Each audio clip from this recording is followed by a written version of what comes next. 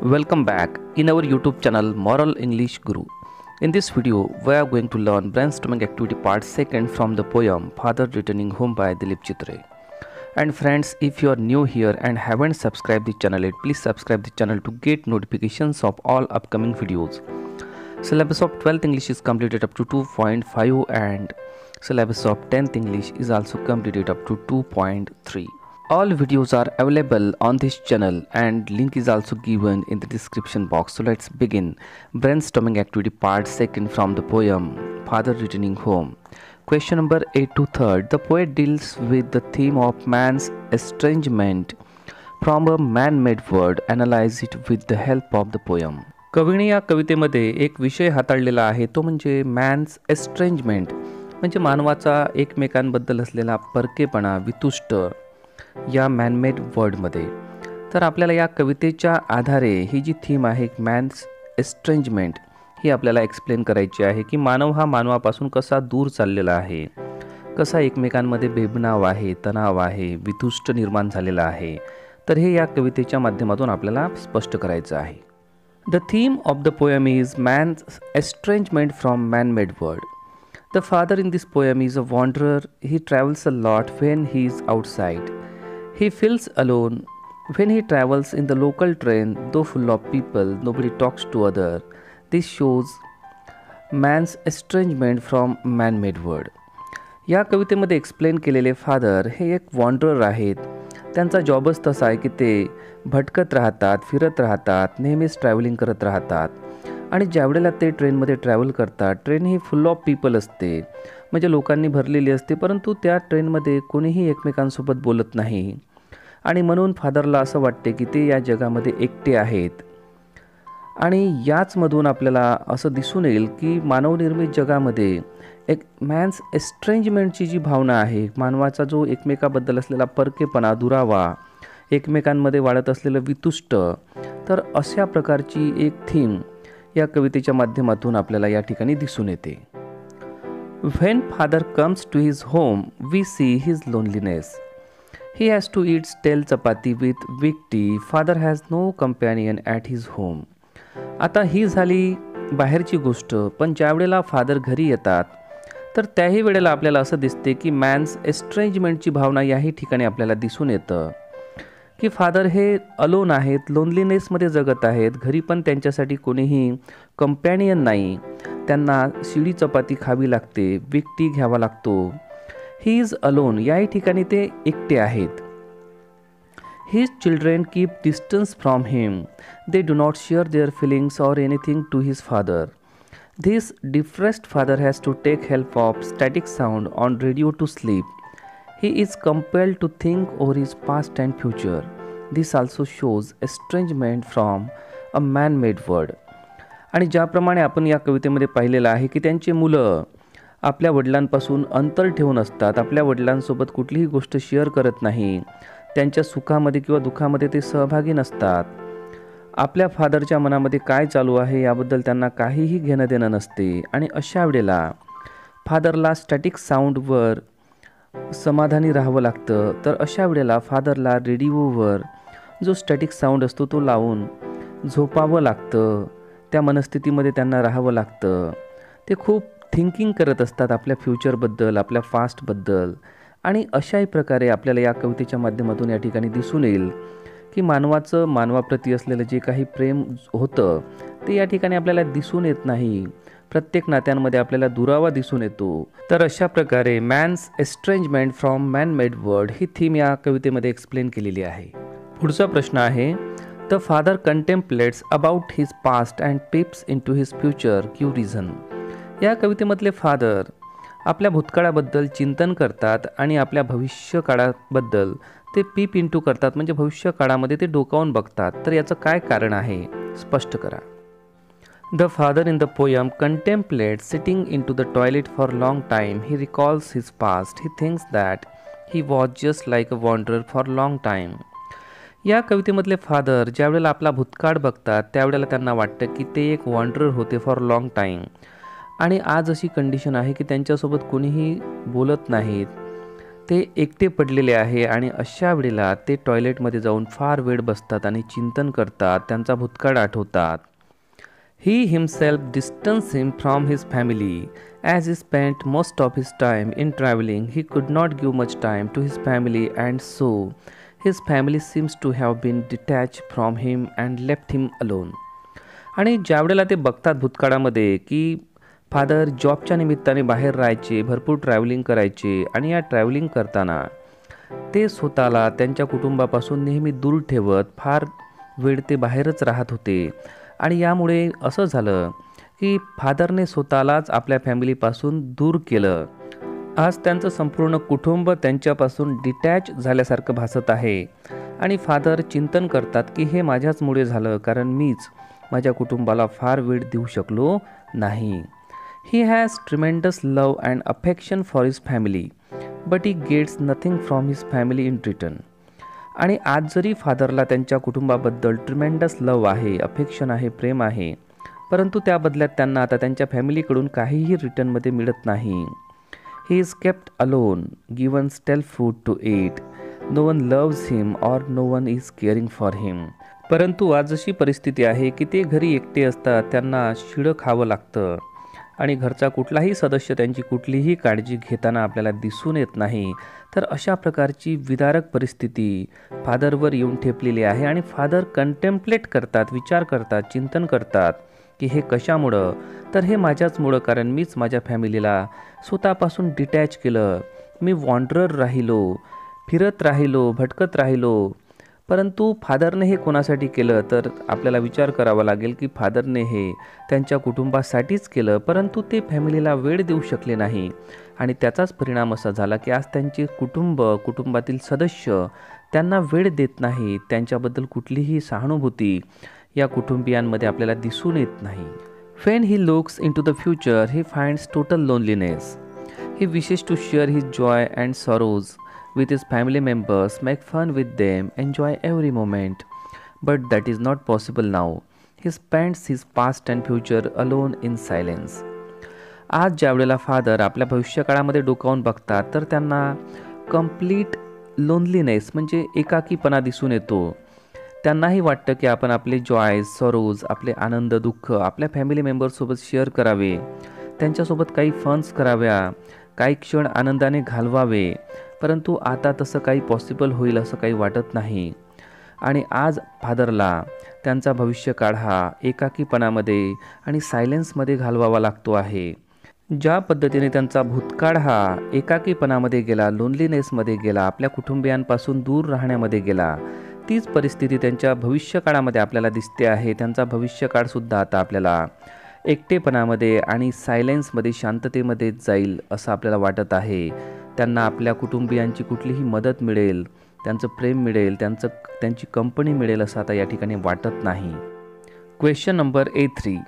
Complete the following using suitable describing words as appeared in the poem with the help of the words given in the bracket. या ठिकाणी आपल्याला ब्रॅकेट्समध्ये काही words दिलेले आहे. Weak, dim, मडी, soggy, स्टेल हे आहे डिस्क्रायबिंग वर्ड्स. आता खाली दिलेलं आहे ABCDE मध्ये father's attire, father's tea, father's footwear, father's food, father's eyesight.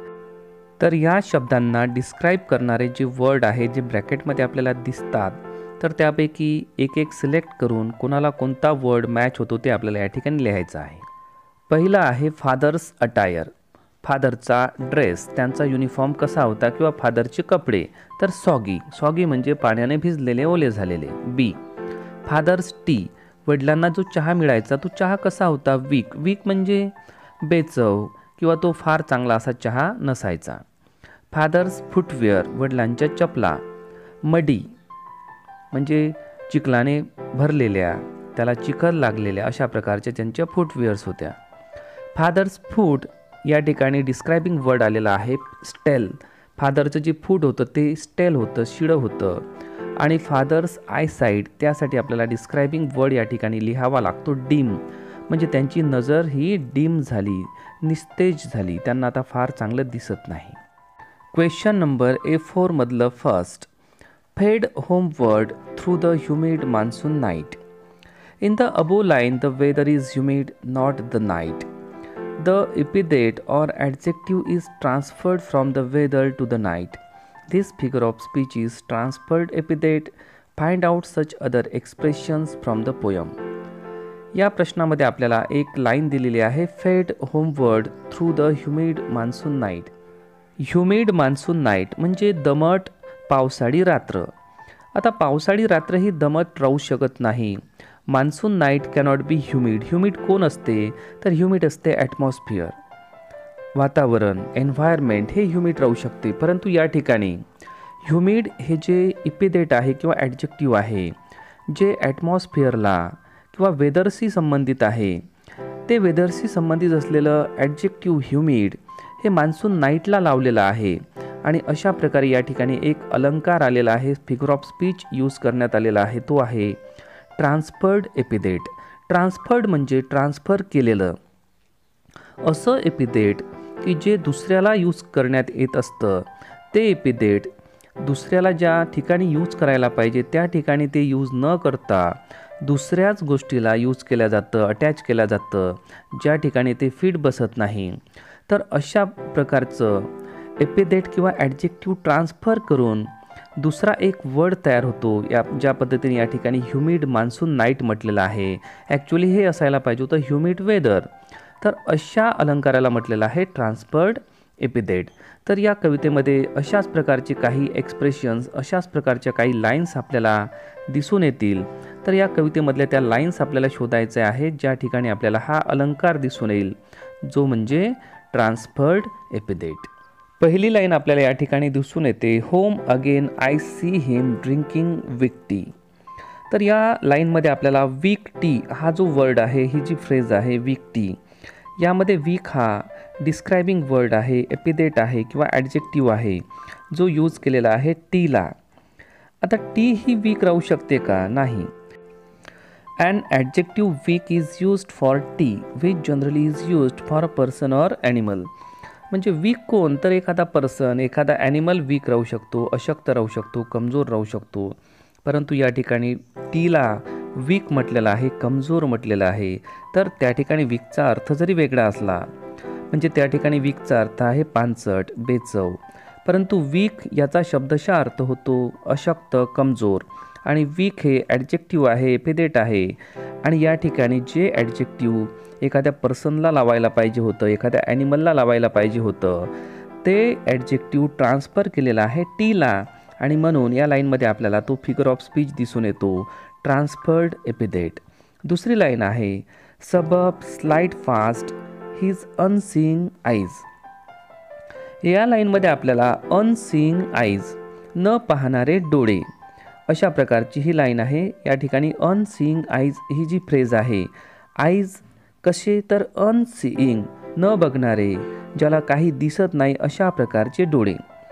तर या ठिकाणी आईज हे कधीच अनसीइंग नसतात, ते सीइंग असतात. परंतु तरीही अनसीइंग हे जे एपिदेट आहे, ॲडजेक्टिव्ह आहे, जे एखाद्या निर्जीव वस्तूला लावल्या जायला पाहिजे होतं, ते डोळ्यांना लावलेलं आहे. आणि डोळे हे नेहमी सीइंग असतात, परंतु तरी त्याला या ठिकाणी अनसीइंग म्हटलेलं आहे. डोळ्यांव्यतिरिक्त कुठल्याही वस्तूला आपण अनसीइंग हे ॲडजेक्टिव्ह लावू शकतो, परंतु ते ॲडजेक्टिव्ह तिकडं लावायला पाहिजे होतं, ते ट्रान्सफर करून डोळ्यांना लावलेलं आहे. आणि म्हणून या ठिकाणी फिगर ऑफ स्पीच आहे ट्रान्सफर्ड एपिदेट. पुढचा प्रश्न आहे, identify and write the lines from the poem which express the following figures of speech. खालील काही फिगर्स ऑफ स्पीच एक्सप्रेस करणाऱ्या या कवितेमध्ये आलेल्या काही लाईन्स आपल्याला शोधायच्या आहे आणि या ठिकाणी लिहायच्या आहे. फिगर्स ऑफ स्पीच आहे सिमिली, अलिट्रेशन आणि ओनोमॅटोपोइया. पहिला आहे सिमिली. सिमिलीमध्ये डायरेक्ट कंपॅरिझन असतं दोन गोष्टींचं. या ठिकाणी एक लाईन दिलेली आहे, like a word dropped from a long sentence. Like a word एखाद्या शब्दाप्रमाणे, म्हणजे कोणाची तरी तुलना एखाद्या शब्दाशी केलेली आहे. The father getting off the train is compared to a word dropped from a sentence. म्हणजे फादर ज्या वेळेला ट्रेनमधून खाली उतरतात तेव्हा त्यांची तुलना केलेली आहे. ज्याप्रमाणे एखादा शब्द एखाद्या लाईनमधून तुटतो किंवा वगळला जातो, त्याप्रमाणे जणू काही फादर त्या ट्रेनमधून वगळल्या जात आहेत किंवा खाली उतरलेले आहेत, अशा प्रकारची तुलना त्या ठिकाणी आपल्याला दिसून येते. आणि ही जी डायरेक्ट कंपॅरिझन आहे जी सिमिलीमध्ये आपल्याला पाहायला मिळते ती डायरेक्ट कंपॅरिझन दाखवणारा शब्द त्या लाईनमध्ये येतो आणि या ठिकाणी तो शब्द आहे लाईक. लाईक म्हणजे ज्याप्रमाणे, त्याच्यासारखा अशा अर्थाने. दुसरा फिगर ऑफ स्पीच या ठिकाणी आहे अलिट्रेशन. अलिट्रेशनमध्ये एखादी जी लाईन असते त्यामध्ये एक साऊंड रिपीट होत असतो. या ठिकाणी लाईन आहे my father travels on the late evening train. या लाईनमध्ये the sound T is repeated. Travels, ट्रॅव्हल्समध्ये आपल्याला टीने सुरुवात झालेली आहे. ट्रॅव्हल्स टी आणि ट्रेन हा जो शेवटचा वर्ड आहे त्यामध्ये सुद्धा टी आहे. ट्रॅव्हल्स आणि ट्रेन यामध्ये आपल्याला एक वर्ड, एक साऊंड दिसतो, ऐकायला येतो. तो साऊंड म्हणजे टी. टी हा साऊंड रिपीट केलेला आहे आणि अशा प्रकारे या ठिकाणी अलिट्रेशन हा अलंकार या ठिकाणी दिसून येतो. दुसरी लाईन सबब slide past his unseeing eyes. या ठिकाणी सुद्धा सबब्स आणि स्लाइड या दोन शब्दांमध्ये आपल्याला यस हा साऊंड आहे आणि तो साऊंड रिपीट केलेला आहे म्हणून अलिट्रेशन. तिसरा फिगर ऑफ स्पीच आहे ओनोमॅटोपोइया. ओनोमॅटोपोइया हा असाच फिगर ऑफ स्पीच आहे ज्यामध्ये आपल्याला कुठल्या तरी वस्तूचा, कुठल्या तरी गोष्टीचा आवाज यामध्ये आपल्याला कुठल्या तरी शब्दामधून आपल्याला प्रतीत होतो. Listening to the static on the radio ही लाईन आहे. Listening to the static on the radio. Static, static म्हणजे जो रेडिओवरचा जो खरखर आवाज असतो. ज्या वेळेला एखादं स्टेशन ट्यून होत नाही त्यावेळेला रेडिओवर आपण बघतो की खरखर खरखर अशा प्रकारचा आवाज येतो, त्याला म्हटलेला आहे स्टॅटिक. तर स्टॅटिक या शब्दामधून आपल्या कानामध्ये तो रेडिओचा आवाज ऐकायला आपल्याला येतो. तर अशा प्रकारचं जे अनुभूती होते आपल्याला कुठल्या तरी आवाजाची, त्या अलंकाराला म्हटलेलं आहे onomatopoeia. The word static makes us think of harsh sound of radio. आणि स्टॅटिक या शब्दातून आपल्याला रेडिओचा जो कर्कश आवाज असतो तो आपल्याला पटकन लक्षात येतो किंवा आपले कान तो साऊंड ऐकत आहे असं आपल्याला वाटायला लागतं. आणि ज्या वेळेला अशा प्रकारचं फिलिंग एखाद्या लाईन्समधून आपल्याला दिसून येईल तर त्या लाईनमध्ये ओनोमॅटोपोइया हा फिगर ऑफ स्पीच यूज केलेला आहे असं आपण म्हणूया. तर विद्यार्थी मित्रांनो, ही होती brainstorming activity part 2 from the poem father returning home by Dilip Chitre. आणि विद्यार्थी मित्रांनो, जर आपण या चॅनलवर नवीन असाल आणि अजूनही आपण या चॅनलला सबस्क्राईब केलं नसेल तर अवश्य करा. हा व्हिडिओ आपल्याला आवडला असेल तर याला लाईक करायला विसरू नका. हा व्हिडिओ आपल्या मित्रांना शेअर जरूर करा.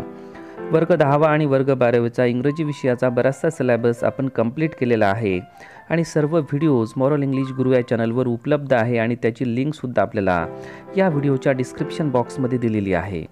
तर विद्यार्थी मित्रांनो, thanks lot for watching moral English Guru. Thank you.